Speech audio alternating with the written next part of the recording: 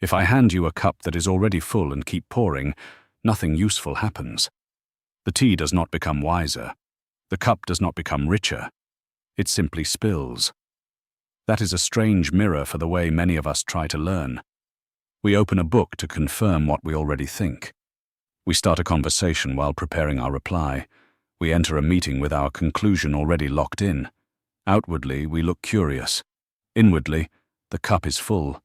There is an old story about this problem, told across modern wisdom circles because it captures something simple and brutal. Sometimes the biggest obstacle to learning is not ignorance. It is being too full of yourself to receive anything new. In the best-known version of the story, a learned visitor comes to see a teacher. He wants to understand a deeper way of seeing, but instead of listening, he keeps talking about his opinions, his theories, his knowledge. So the teacher serves tea.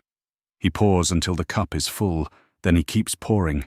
The tea spills over the rim, onto the tray, onto the table, and finally the visitor blurts out the obvious.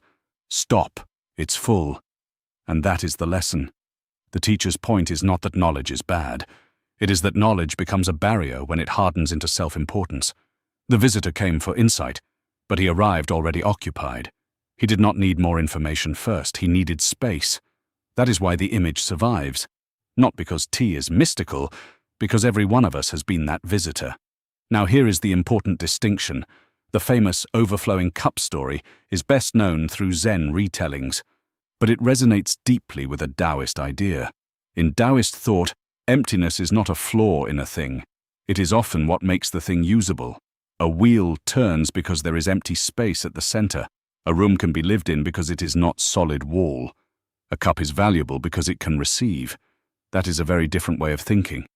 We usually praise what is visible: achievements, credentials, strong opinions, constant output.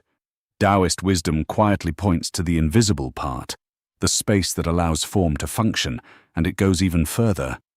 One classic Taoist line says that the pursuit of ordinary learning adds something every day, but the pursuit of the Tao decreases something every day. In modern language, not every kind of wisdom comes from collecting more, some of it comes from dropping what is unnecessary. So the empty cup is not anti-learning, it is the art of making room for real learning. Think about a normal workday. A teammate offers feedback on your idea. Before they finish speaking, your mind is already defending itself, or your partner says, "That's not what I meant." And instead of listening, you start building your case. Or you open an article only to scan for evidence that you were right all along. That is the full cup in modern life. Not evil, not dramatic, just crowded.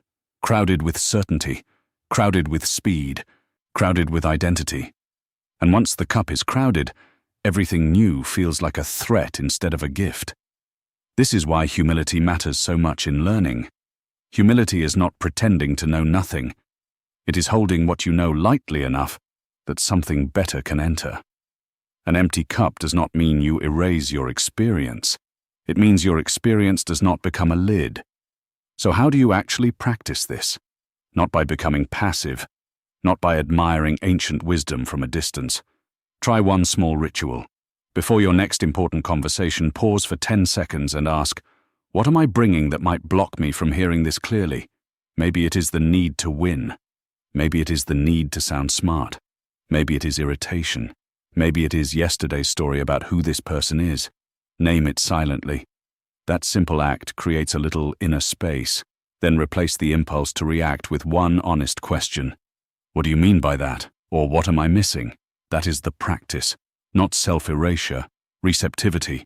In Daoist terms, emptiness is alive, not blank. It is a readiness that lets things arrive without forcing them. The cup is not useful because it is broken. It is useful because it is open. The empty cup is a small image, but it asks for a difficult kind of courage. To learn, you may need less performance, less rushing, less defending, less attachment to being the person who already knows. That is why this idea still matters. In a noisy world, being empty for a moment is not weakness. It is discipline. It is attention. It is how understanding begins. So the next time you feel the urge to interrupt, prove, explain, or win, picture the cup and ask yourself one quiet question. Is there still room for something new?